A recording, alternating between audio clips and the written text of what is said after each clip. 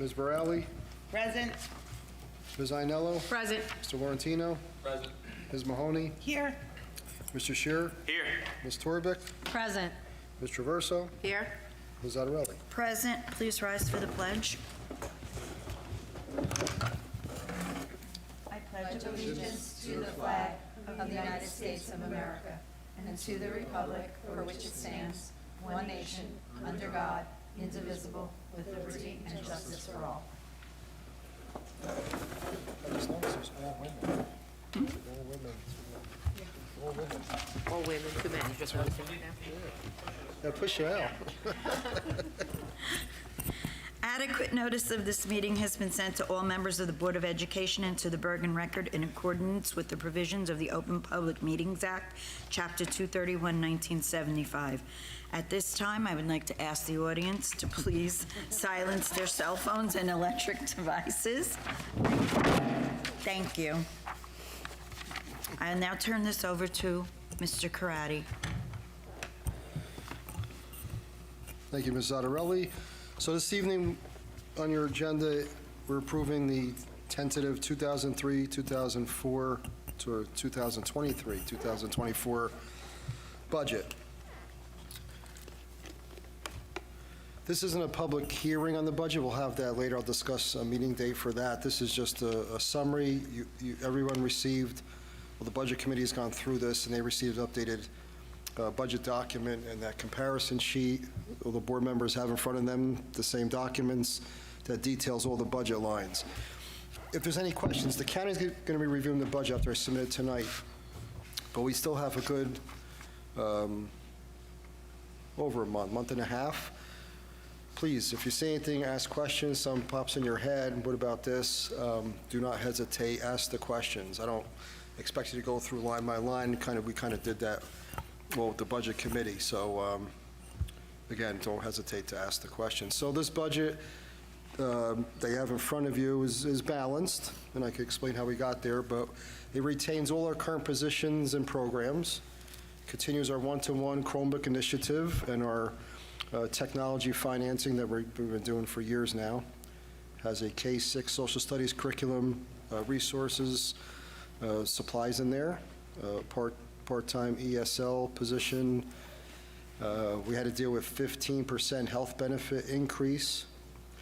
We still have in this budget, without the reserve, approximately a little bit more than $200,000 in maintenance items, tile abatements and pipe replacements, so forth. Two items that we added, we've been adding them over the last several years. We have money in our two reserve accounts. This year, I recommend to put additional monies there. So our maintenance reserve, we're going to transfer out, you heard the auditors what our balance is. We're going to transfer $875,000. Two of the bigger projects in this amount of money is the Smith Media Center. We had that in the December referendum, but we had to cut it out because we wouldn't have room to renovate rooms upstairs and move them from the lower level. So we're going to do some pipe replacements, refinish the flooring, and also put a drop ceiling in there to bring it up to so it looks a little more appealing place for a media center. We have a lot of concrete repairs around the district, so that's another large chunk of money, and fencing repairs. In our capital reserve items, I met with the architect, and we are, if you heard it discussed over the last couple of weeks and month, the state has regular operating district or ROD grants available, which again, they would pay for 34% of a project. There is a list, and there is a pot of money, $350 million, for the whole state of New Jersey. So we have to apply by May 1st, all districts. So in reviewing all our items with the architect the other day, we decided we're going to apply for replacement of our 2002 boilers in the schools. There's at least 1 to 2 in each building, 10 of them across the district.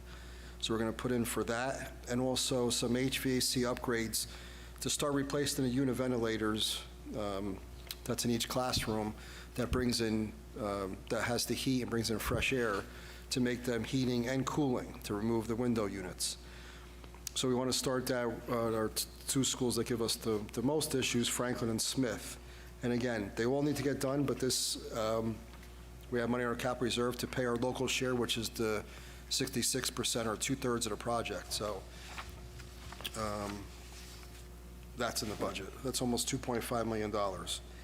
So with that said, looking at your agenda and the numbers of the current expense, a little over $39 million capital outlay, which most of it is what I just mentioned, the almost $2.5 million charter school amount, brings our total general fund to $42.4 million.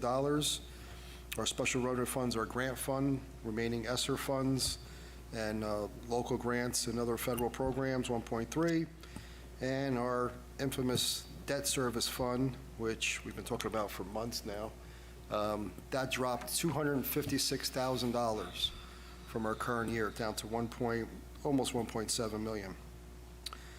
So our total budget, when it's advertised for those three different funds, is $45.4 million.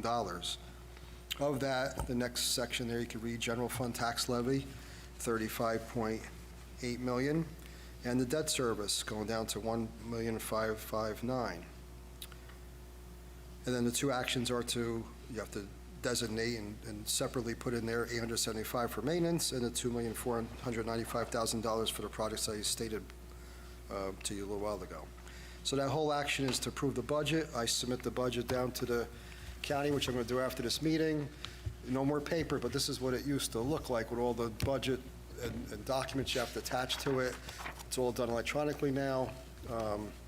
So I'll be submitting that as soon as we get done here. It's due today. I'll just finish up the items on the agenda here. The next item is something we're required to do, put to state the maximum travel amount.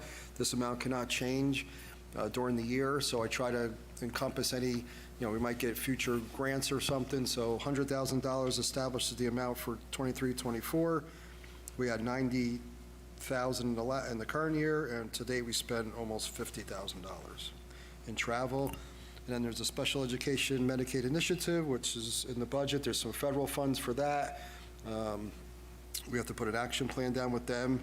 And the last one is to set May 8th, the date of our caucus meeting, the date to have our public hearing, and we can adopt the budget that night, or we could adopt it on Wednesday night.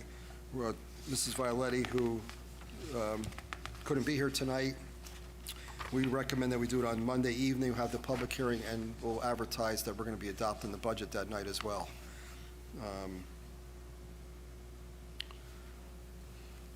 Tax-wise, as I stated in my emails to you, the tax impact on the average house, which now goes to $436,000. There was an increase in assessed ratables.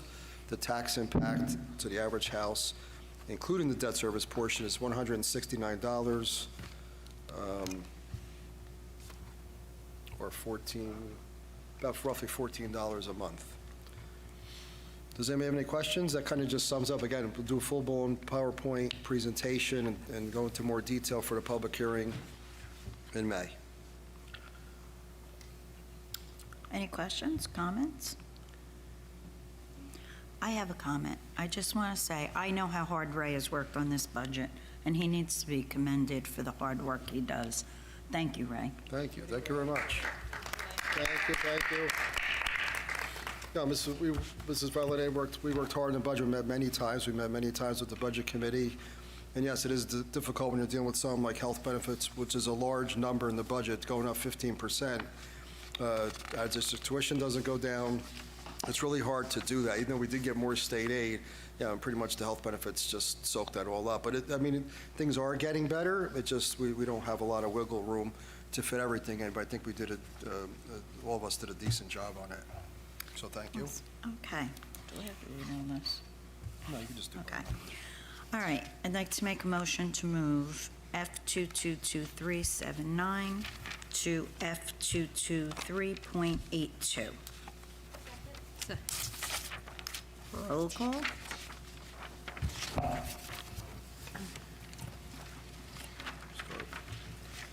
Ms. Mahoney. Yes. Mr. Shearer. Yes. Ms. Torbeck. Yes. Ms. Traverso. Yes. Ms. Morale. Yes. Ms. Ainello. Yes. Mr. Laurentino. Yes. Ms. Zattarelli. Yes. Thank you. Okay. Like a motion, open the meeting to the public? Motion. Second? All in favor? Aye. Any opposed? Anyone wishing to be heard? Okay, I'd like to, seeing no one, I'd like to have a motion to close the meeting to the Motion. public? Second. All in favor? Aye. Any opposed? And now I'd like to Wait, have one more. I have one item before you adjourn the meeting. Go ahead. So with the referendum passed, we need to do a resolution. Our financial advisors advised me that we need to pass a resolution in order to move ahead with the bond sale. So that's one resolution. Then when we met with the architect, there's another resolution we need for the ROD grant. So put them both together. I think I threw out to you guys March 27th, next Monday. One person member just asked if we could maybe do a 6:30. I don't really care what time we do it at, so it's up Can to we you do guys. it Tuesday? Can we do it Tuesday? Yeah, The 28th? yeah. I was the one that requested 6:30. Monday? I can't make 6:30. No?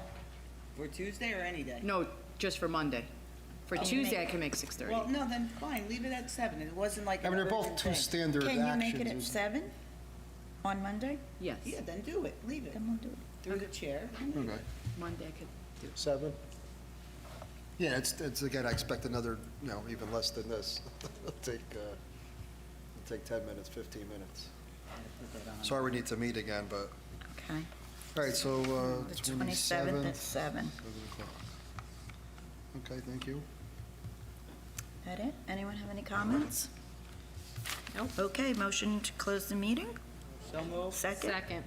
All in favor? Aye. Any opposed? We are now